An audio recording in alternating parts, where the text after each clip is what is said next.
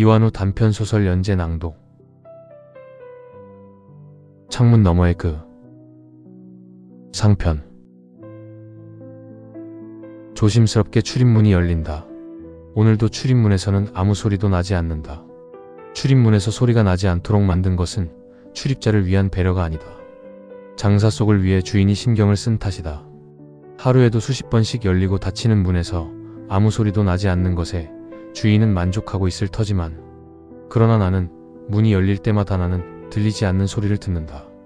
말하자면 주인의 의도를 배반하는 나만의 노하우인 셈이지만, 아무도 눈치채지 못하므로 주인의 장사 속에는 전혀 지장을 주지 않는 일이다. 문 안으로 들어선 오늘의 첫 번째 손님은 정장 차림의 남녀 한 쌍이다. 문 안으로 들어서는 순간 아무도 자신을 바라보는 눈이 없다는 것을 확인하자마자 두 사람은 긴장이 풀리는 표정이다.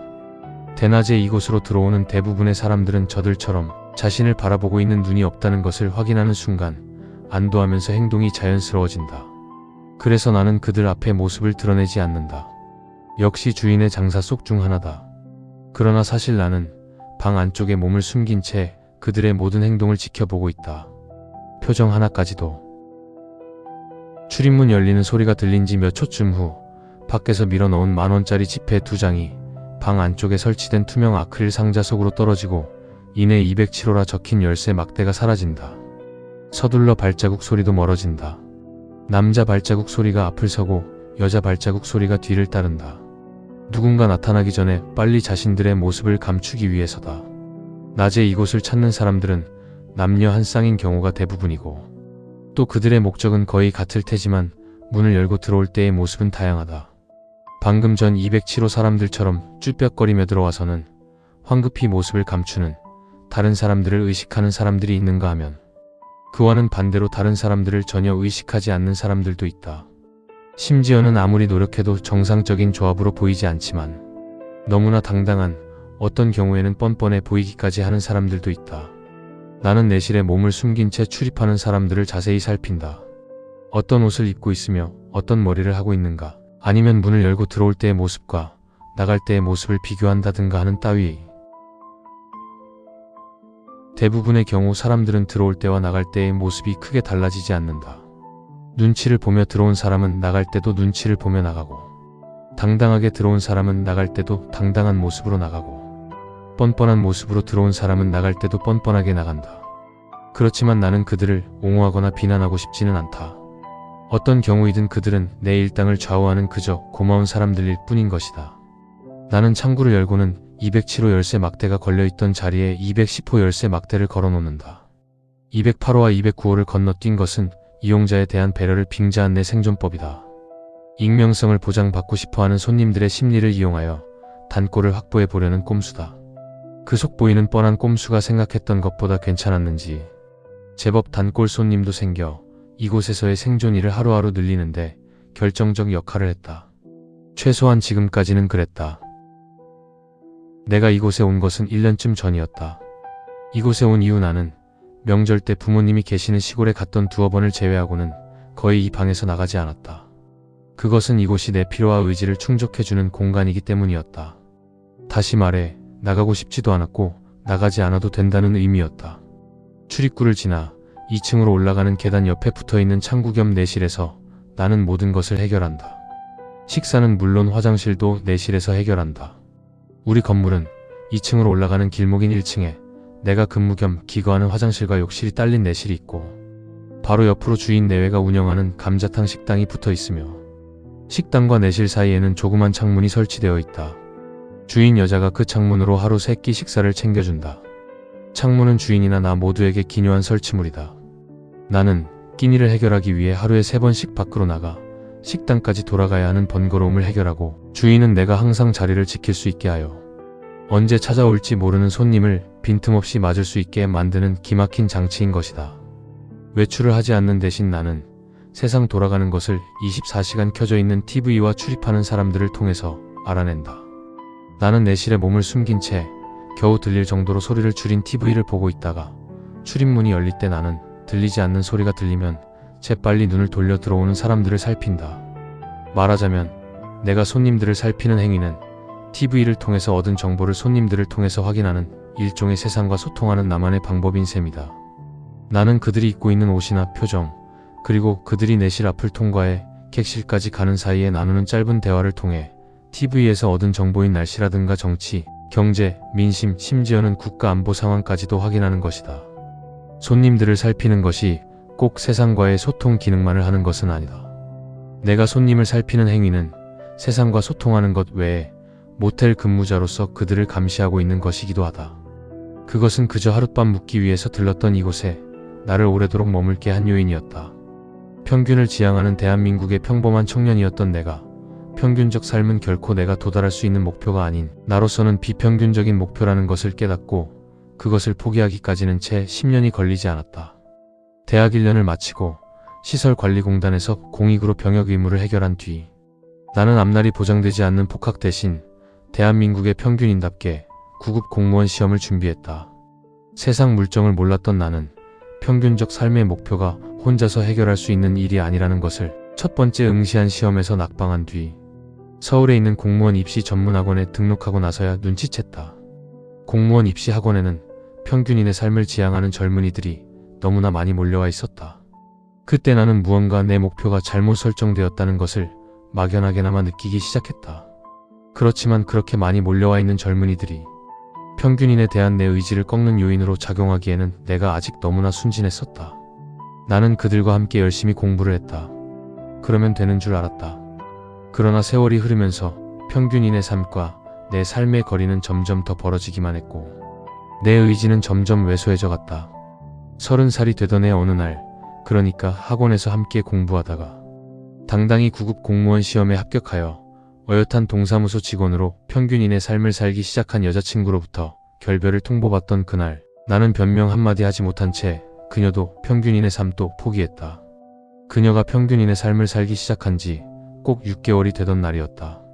감히 평균인의 삶을 꿈꾼 자에게 내려진 냉혹한 대가였다. 나는 그날 나처럼 세상을 잘못 판단한 학원 친구들과 함께 밤이 늦도록 모텔방에서 술을 마셨다. 다음날 눈을 떴을 때 세상에는 나 혼자였다. 앞으로 무엇을 해야 할지 막막했다. 고향으로 돌아갈 수는 없었다. 그렇다고 평균인의 삶에 도전하기 위해 늙은 부모님께 더 이상 손을 벌릴 수도 없었다. 정신 나간 사람처럼 아무 생각 없이 천정을 바라보며 누워있다가 퇴실할 시간이 지났다며 모텔 주인이 방문을 두드릴 때서야 간신히 자리에서 일어난 나는 주인 내외가 운영하는 식당에서 점심인지 저녁인지 모를 첫 끼를 때운 후 서쪽으로 기울고 있는 해를 보며 하루 더 묵을 숙박비를 지불하고 다시 객실로 올라갔다. 그날 내가 객실로 올라가기 위해 되돌아섰을 때 주인 여자의 엉뚱한 생각하지 마시오라는 말이 내가 여기에 머무는 계기가 되었다. 주인 여자의 말에 내가 엉뚱한 일이라뇨라고 물었고 다시 주인 여자가 저녁 때가 다 되어도 퇴실을 안 하니까 혹시 라고 말을 얼버무렸다. 그때 나는 지금과 달리 참 눈치가 없었던 것 같다. 혹시 뭐요? 라는 나의 물음에 죽었을까봐 라고 주인 여자가 버럭 소리를 질렀다.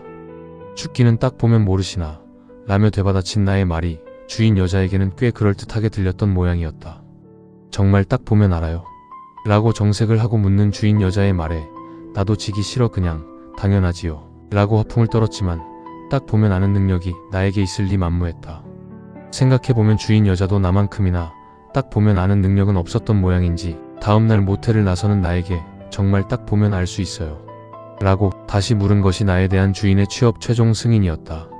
주인 여자는 딱 보면 안다는 나의 허풍을 믿고 수상한 손님들을 감시하는 역할 겸 카운터 담당으로 나를 고용했고 나는 주인 여자의 기대에 부응하기 위해 최선을 다했다. 아니 주인 여자에게 나의 능력을 보여주어야 했고 얼마 지나지 않아 멋지게 성공했다. 다소 주인 여자의 기대와 다른 방향이기는 했지만 취업한 지 열흘쯤 되었을 무렵 나는 함께 투숙한 남녀가 미성년자라는 사실을 밝혀내 퇴실시켜버렸던 것이다. 주인 여자는 적당히 눈치껏 하지라며 달가워하지는 않았지만 딱 보면 안다는 내 능력 하나는 인정해 주었다. 비록 그토록 원했던 평균적인 삶은 이루지 못했지만 연고 하나 없는 서울에서 처음으로 부모 도움 없이 잠잘 곳과 밥 먹을 곳을 해결하게 된 것이었다. 어찌 보면 진정으로 평균적인 삶을 살게 된 것인지도 모를 일이다. 나는 TV를 보고 있지만 내 귀와 신경은 온통 출입구 쪽에 가 있다. 수입과 직결되기 때문이다. 고정된 월급을 받지 않고 대실 손님 팀당 1,000원, 숙박 손님 팀당 3,000원씩 받고 있는 내 수입은 결국 한 달 뒤에 계산해보면 거의 매달 비슷한 편이고, 또 모텔에서 먹고 자는 것이 해결되기 때문에 큰 돈이 필요한 것도 아니지만, 그래도 손님이 없는 날, 그러니까 일당을 공치는 날은 여간 신경이 쓰이는 것이 아니다. 그렇다고 내가 수입에 큰 욕심을 부리거나 하는 것은 절대 아니다. 시골에 계시는 부모님께 매달 보내드리는 액수만큼만 수입이 있으면 된다. 그것은 비록 내가 공무원 시험에는 합격하지 못했지만 좋은 회사에 다니고 있는 줄 아시는 부모님께 반드시 지켜드려야 할 불문율 같은 것이다. 공무원 시험에 불합격하고 이곳에 머물기 시작하면서부터 지금까지 나는 단 한 번도 어기지 않고 그 법을 지켰다. 나는 특별한 잘못만 저지르지 않으면 매달 부모님께 생활비를 보내드리고, 심지어는 조금씩 저축도 하는 등 안정된 생활을 지속할 수 있는 현재의 삶에 만족한다. 물론 걱정거리가 전혀 없는 것은 아니다. 결혼 문제이다. 나는 결혼보다는 안정된 현재의 삶을 지키고 싶지만 내 상황을 정확하게 알지 못하는 부모님은 좀 달랐다. 부모님은 두어 번 만났던 명절 기간 내내 결혼을 입에 달고 사셨다. 네가 무엇이 모자라 장가를 들지 않느냐, 우리 동네에도 너한테 시집 오겠다는 처자들이 줄을 섰다. 나는 그때마다 목구멍까지 올라오는 뜨거운 것을 삼켜대느라 무지 애를 썼다. 2층에서 조심스럽게 문을 여닫는 소리가 들리더니 이내 계단 내려오는 소리가 들리기 시작했다. 207호 손님이 퇴실하는 것일 터였다. 정장을 단정하게 차려입고 대낮에 여자와 모텔에 투숙한 남자. 남자는 아마 근무 시간 중에 두어 시간 정도는 자리를 비워도 되는 위치에 있는 사람으로 근처에 있는 직장에 다니고 있을 것이고, 여자는 그런 남자의 배경을 함께 누리고 싶은 사람일 것이다. 잠시 그가 부러워졌다. 아니, 화가 났다. 어쩌면 남자가 누리고 있는 것 중에 일부분은 원래는 내가 누려야 할 몫이었을지도 모른다는 생각이 들었다. 남자가 자신의 몫 이상으로 더 누리는 것만큼 내 몫이 줄어들었을 수도 있는 것이다. 그렇지만 괜찮다. 나는 이내 마음을 고쳐먹었다. 남자에게는 남자의 인생이 있을 테고 나는 또 나대로의 인생이 있을 것이다. 남자가 누리고 있는 것이 내 몫을 빼앗은 것이라는 증거도 없을 뿐 아니라 남자와 함께 온 여자도 나와는 아무 연관성이 없을 것이기 때문에, 설령 남자가 누리고 있는 것이 원래 내 몫이었다 해도 어쩔 수 없다. 어차피 남자가 아니더라도 나는 또 다른 누군가에게 내 몫을 빼앗겼을 것이다. 그게 세상이다. 그리고 인정한다. 그 세상에서 나는 최선을 다했지만 결국은 이곳으로 밀려나고 말았다는 사실을. 어차피 나는 애초부터 정장을 입을 능력이 없는 사람이었을지도 모른다는 것을.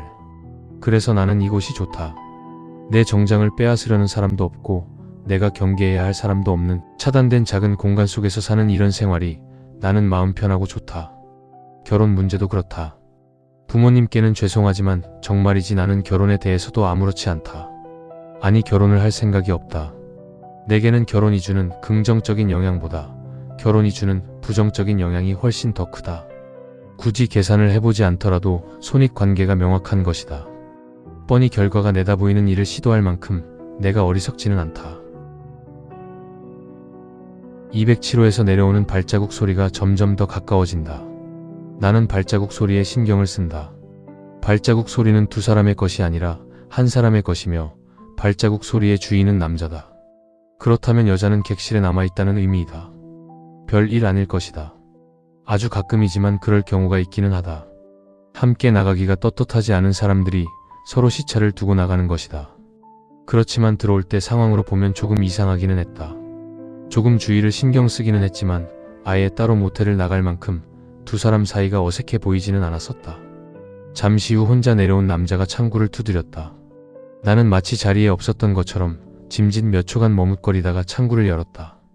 대실했던 객실을 숙박으로 연장할 것이며 자신은 잠깐 나갔다 오겠다며 10,000원짜리 지폐 석 장을 내민 후 남자는 밖으로 나갔다. 아마도 남자가 숙박으로 연장하며 내민 지폐 석 장 때문은 아니었을 것이다.